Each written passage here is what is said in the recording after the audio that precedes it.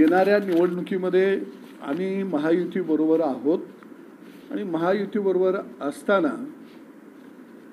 महायुतीच्या जाहीरनाम्यामध्ये काही ठळक बाबी येणं अत्यंत महत्त्वाचं आहे आणि ही मागणी आज सगळ्या कार्यकर्त्यांनी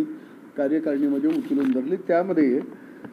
आदरणीय पंतप्रधान मोदी सरकारने 2021 साली जे 3 कृषी विधेयकं पारित केलेली होती ती तिन्ही कृषी विधेयकं जशीच्या तशी लागू करावी, कारण ही तिन्ही कृषी विधेयकं ही शेतकऱ्याला स्वातंत्र्य देणारी विधेयक होती आणि त्याचं समर्थन रयत क्रांती संघटनेनं ज्यावेळी ही विधेयक लागू झाली त्यावेळी सर्वप्रथम आम्ही केलेलं होतं। दुसऱ्या बाजूला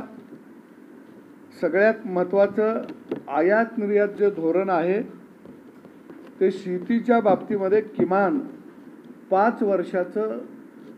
असावं असं संपूर्ण कार्यकारिणीचं मत आलं, कारण सरकारला वाटलं महागाई वाढली एखाद्या वस्तूची शेतमालाची की लगेच त्याच्यावर निर्यात बंदी लावायची आणि त्याचे भाव पाडायचे असं होता कामा नये, कारण शेतकऱ्याला सुद्धा शेती करायला शाश्वती मिळणं अत्यंत गरजेचं आहे। हा एक महत्त्वाचा ठराव आम्ही घेतला। अजून एक ठराव झाला की रोजगार हमी योजना जी आहे तिचा थोडा विस्तार करा। रोजगार हमी योजनेअंतर्गत शेतकऱ्यांच्या शेतीची कामे संपूर्ण घेण्यात यावीत। मग नांगरट असेल, कुळवट असेल, पेरणी असेल, निंदणी असेल, शेतीला पाणी देण्याचं असेल, याला मजूर लागत असतात। म्हणजे शेती अनेक लोकांना रोजगार देत आहे आणि म्हणून शेतीवरची सगळी कामं रोजगार हमी योजनेमध्ये ग्राह्य धरण्यात यावीत आणि तसा जाहीरनाम्यामध्ये स्पष्ट उल्लेख असावा ही आम्ही त्या ठिकाणी मागणी केली। दुसरी शेतकऱ्याच्या बाबतीत एक महत्त्वाची मागणी आहे ती 10 HP पर्यंत शेती पंपाचं बिल हे शेतकऱ्याला येता कामा नये। 10 HP पर्यंत शेती पंप शेतकऱ्याला त्याचं बिल किंवा वीज मोफत देण्यात यावी 10 HP पर्यंत। ही एक महत्त्वाचा ठराव झालेला आहे आणि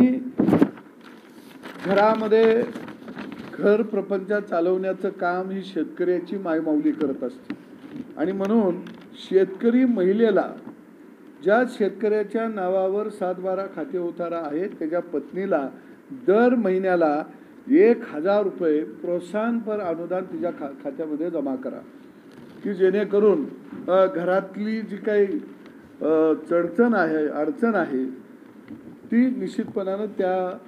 1000 रुपये जर प्रोत्साहन अनुदान दिलं तर थोडी कमी होईल आणि घरच्या लक्ष्मीला हातभार लागेल। अजून एक महत्त्वाचा जो ठराव केलेला आहे अत्यावश्यक वस्तू कायदा जो आहे तो रद्द करा, कारण शेतीवरचे आता निर्बंध 100% हटवा, शेतकऱ्याच्या पायातल्या बेड्या काढून टाका। हा एक आम्ही ठराव केलेला आहे आणि दुसऱ्या बाजूला महायुती सरकारनं मराठा समाजाला जे 10% आरक्षण दिलं त्याबद्दल आम्ही महायुतीचं मुख्यमंत्री उपमुख्यमंत्री यांचं आम्ही या कार्यकारिणीमध्ये स्वागत केलेलं आहे, अभिनंदन केलेलं आहे। पहिल्यांदा असं घडत आहे की मी चळवळीतला कार्यकर्ता आहे, एखाद्या चळवळ उभा राहिल्यानंतर त्याचं जर यश मिळालं तर त्या यशाचा आनंद उत्सव साजरा केला जातो, परंतु हे 10% आरक्षण मराठा समाजाला दिलं, उच्च न्यायालयाने स्थगिती द्यायला त्याला नकार दिला, पण या 10% आरक्षणाला मायबापच कोण नाही, ते माझाही कोण म्हणायला तयार नाही। कारण पहिल्यांदा असं झालं की यशाला हजारो बाप असतात, अपयशाला बाप नसतो, परंतु या 10% आरक्षणाचा बाप आम्ही आहोत म्हणून जो काही गाजावाजा झाला पाहिजे होता तो महाराष्ट्रात झाला नाही, परंतु रयत क्रांती संघटना या 10% आरक्षणाचा समर्थन करत आहे आणि त्या आरक्षणाचे मायबाप आम्ही आहोत, आम्ही स्वीकारत आहोत आणि मराठा समाजाला एक ऐतिहासिक असा या आरक्षणाच्या माध्यमातून निर्णय झालेला आहे, त्याचं आम्ही या ठिकाणी स्वागत करतो। मुलींच्या उच्च शिक्षणाची जबाबदारी राज्य सरकारनं वेगवेगळ्या कोर्सेसची घेतली, त्याबद्दल सुद्धा आम्ही सरकारचं या ठिकाणी अभिनंदन केलेलं आहे आणि महायुतीतील घटक पक्ष म्हणून सगळ्यांनी एकमुखानं आम्ही हातकणंगल्याची लोकसभेची जागा ही रयत क्रांती संघटनेला मिळाली पाहिजे अशी भूमिका ठामपणाने आम्ही घेतली आणि सगळ्या कार्यकर्त्यांनी आम्ही त्या ठिकाणी कार्यकर्त्यांनी घोषणा दिली की हम लढेंगे भी और जितेंगे भी, म्हणजे आम्ही लढणार सुद्धा आणि आम्ही जिंकणार सुद्धा आणि ही जागा